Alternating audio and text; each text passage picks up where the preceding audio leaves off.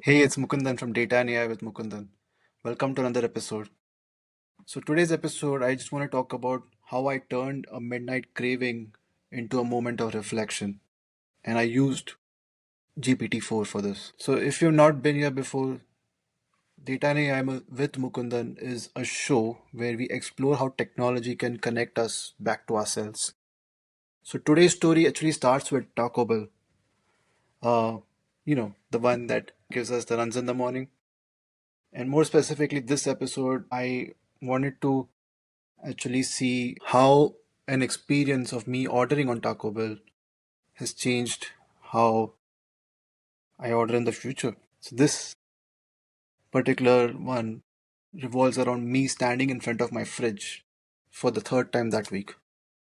And not because my week starts on a Thursday of the previous week, it doesn't even start on Sunday. It started on Monday. Monday was my first day. Went to the fridge at midnight. Tuesday went to the fridge at midnight. Wednesday, this is the Wednesday that I did go back again, and yes, that was my third time. And it's not because I was hungry or something. I was just searching, and I don't even mean for food. It's I don't know what I was searching at that time. I didn't know at least. So, so this particular Wednesday midnight, it was 12:19 a.m. and I had already deleted the DoorDash app. And DoorDash, for those of you who are not familiar, it's a food delivery app. Basically delivers food to your home. And this app can be super addictive if you are someone who likes to binge eat a lot at really odd times. And I was that person. And I think I'm still improving. It's most days I may still browse it, but that's where this app comes into play. And I think this is something which can really help us go address what we feel. And so, anyway, just coming back to the app here, my fingers knew exactly where to go in Google Chrome because I don't have the DoorDash app, but I do know how to access it in my Google Chrome. And I'm already signed in. I'm already signed into the app on Google Chrome. So all I have to do is just click on D and DoorDash app appears, right? And it knows my recommendations. It knows that I like McDonald's, that I like Taco Bell. It knows that I like the one pizza place that didn't even deliver past midnight. Well, on that night, just like others before that, I wasn't hungry. Like I said, I was just anxious, restless, and lonely. And lonely because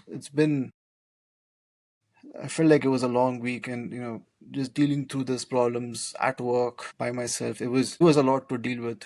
I didn't feel like I was communicating enough at that time, and yeah, so I felt like it did affect me. I was stress eating is what there's a term for that, or most people like to call it binge eating, right? On that night, however, something clicked.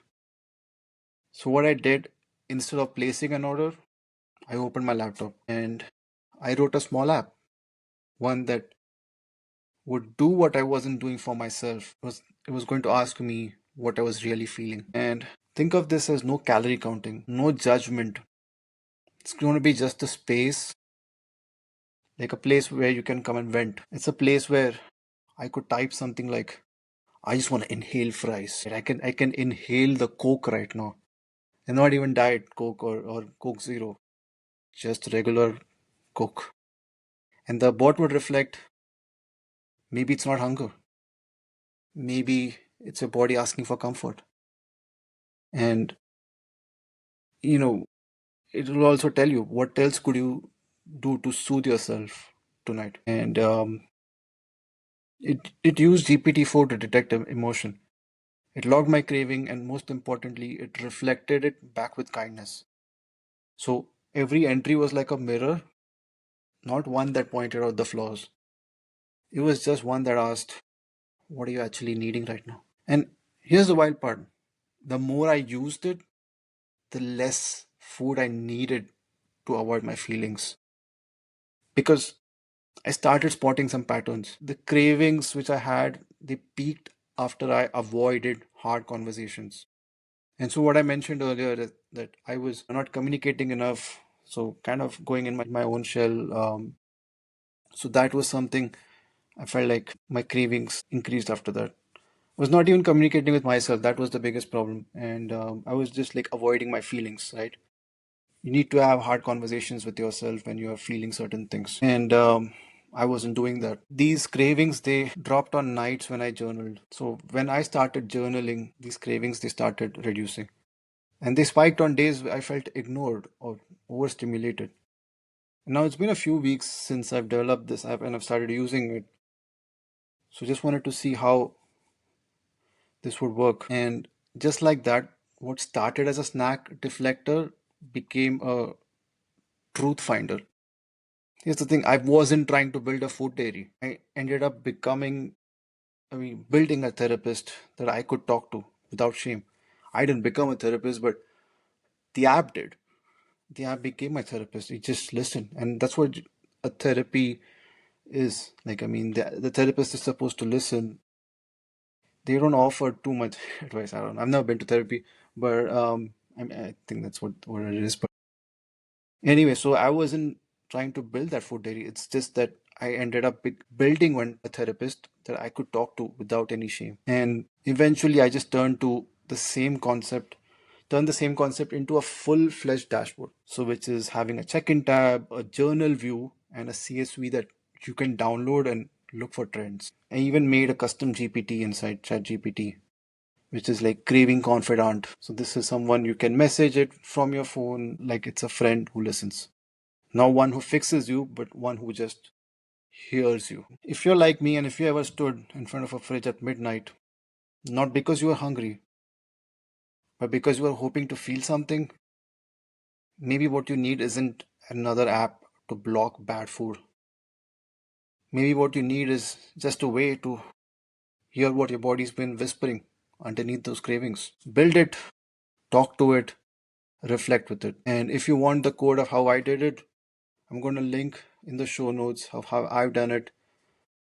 There's also going to be a mini course of how you can do it step by step.